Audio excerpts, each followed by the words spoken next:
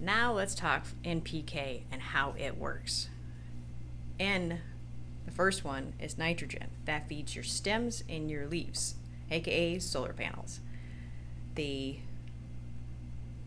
phosphorus in the center, that is going to feed your roots and also work with blossoms and fruit. The third, the potassium, the K, that's going to focus on all around immunity. It's going to work with photosynthesis. It's going to work with the cellular of the stems to make sure it has good and strong and help with the root health as well. So it's absolutely crucial. When you use it and how you use it really helps you out. So let me give you an example that I gave my class. Onions. You want them big babies? Listen to this. I use Espoma 10-10-10 right when I have a already perfect little sprout, a seedling of onion. Put that in there, inch down, feed that hole. It's going to give it everything it needs with that triple number, all those nutrients that I discussed. So the onion had its jump start. It's ready to rock, but we don't want it to continually have to flower. So we're going to go away from that. It's established everything it needs. We don't want to continually giving it the food source for flower. And the roots are already established, we're good to rock. So that's when we switch to only focusing on the leaves, the nitrogen.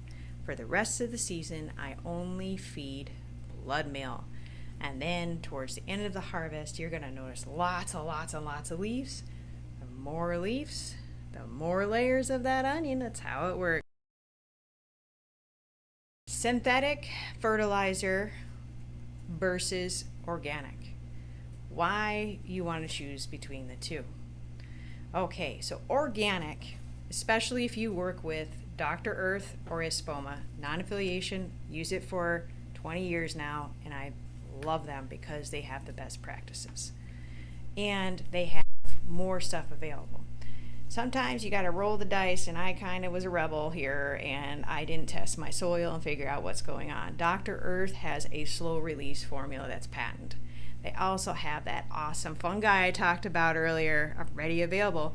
And the energy is ready for the microorganisms to get to them, and that's what they need. So you can boost the health of your soil.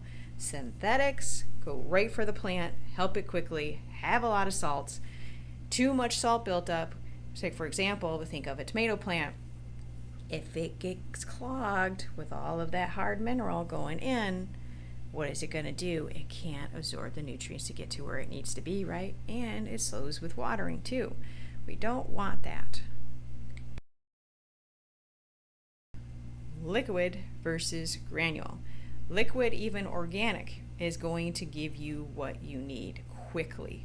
So if you notice a plant's struggle bus, having a hard day, look at that baby, you got it. I personally like using Box Farm, Big Bloom. Depending on the NPK, go by the instructions for the amounts that you need. That will give it a quick boost and help it out, absolutely.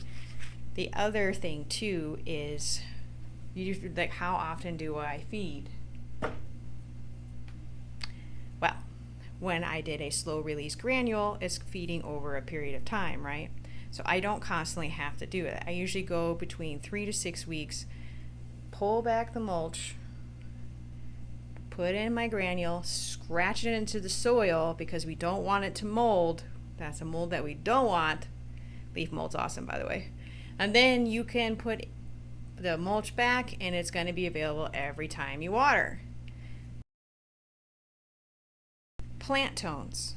Yes, those are awesome. Outside of the standard NPK, they give other things that the plant specifically need. There's a berry tone, there is a tomato tone. Tomato tone has humic acids. That is something that peppers and tomatoes, they're related, they love to have. And a safe sulfur, which has to work with the acid level that it prefers being in. So you put that into the hole at transplant, and it'll jumpstart that tomato or pepper and give it everything it needs. And then, like I said before, wait about 3 to 6 weeks, move that mulch, put in it in for the tone, and you'll be fantastic and ready to go.